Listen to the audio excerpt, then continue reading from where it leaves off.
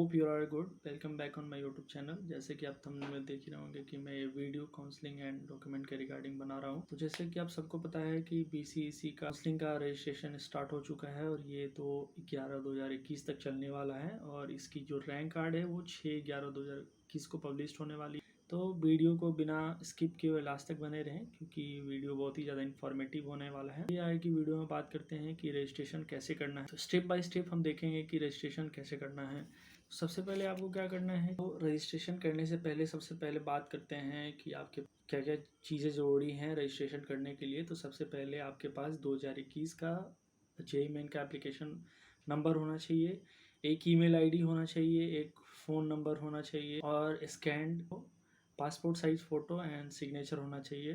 तो चलिए स्टार्ट करते हैं कि कैसे रजिस्ट्रेशन करना है। तो सबसे पहले आपको बीसीईसी की ऑफिशियल वेबसाइट पे जाना, वहाँ पे आप न्यू रजिस्ट्रेशन पे क्लिक करेंगे और वहाँ पे अपना जेईई मेन का एप्लीकेशन नंबर देंगे और उसको वेरीफाई करेंगे।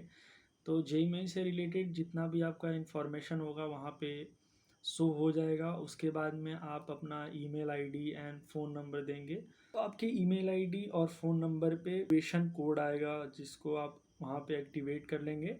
उसके बाद में जैसे ही आप उसको एक्टिवेट करेंगे उसके बाद में फिर आपको साइन इन करना पड़ेगा। तो साइन इन करने के बाद आपको पर्सनल इन्फॉर्मेशन देना होगा। सेव एंड कंटिन्यू करेंगे तो एक नया पेज खुल के आएगा जिसमें आपको तो scan signature and photo upload करना पड़ना रहेगा।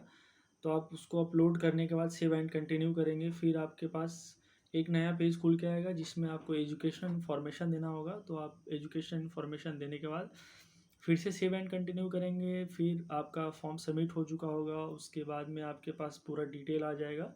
आप उसके बाद में वहाँ पे देख लेंगे कि जो इन्फॉर्मेशन आपने दिया है इस फॉर्म में वो सही है या गलत है। तो जो आपका गलत होगा उसको फिर से आप एडिट कर लेंगे। अगर आपका इन्फॉर्मेशन सारा सही है तो सेव एंड कंटिन्यू करेंगे। उसके बाद में फिर आपके पास एक नया पेज खुल के आएगा, वो पेमेंट का होगा और फिर वहाँ से आप पेमेंट करेंगे। तो पेमेंट करने के बाद आपका फॉर्म फाइनली सबमिट हो चुका है। वहाँ पे आप सबमिट करने के बाद आपके पास एक डाउनलोड करने के लिए आएगा form part A and form part B, दोनों को डाउनलोड कर लेंगे। हम आपको काउंसलिंग के समय और एडमिशन के समय मांगा जाएगा। तो चलिए बात करते हैं कि कौन कौन सा डॉक्यूमेंट रिक्वायर्ड होगा काउंसलिंग के समय।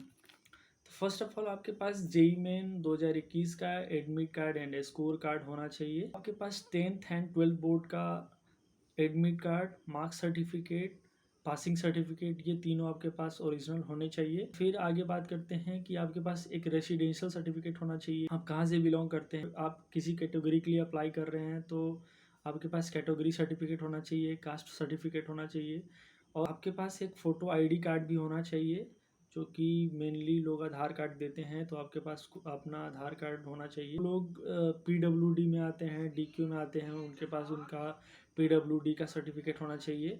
वीडियो आपको अगर इन्फॉर्मेटिव लगा हो तो प्लीज़ वीडियो को लाइक कीजिए, शेयर कीजिए और अगर आप चैनल पे नए हैं तो चैनल को सब्सक्राइब करना मत भूलिए और बेल आइकन को दबाना मत भूलिए क्योंकि जो भी नया वीडियो अपलोड होगा वो सबसे पहले आपको मिल सके। और आपको अगर वीडियो से रिलेटेड कोई भी डाउट हो या डॉक्यूमेंट रिलेटेड कोई भी डाउट हो या काउंसलिंग रिलेटेड कोई भी डाउट हो तो आप डायरेक्ट कमेंट कर सकते हैं और मैंने डिस्क्रिप्शन में अपना मेल दे दिया है।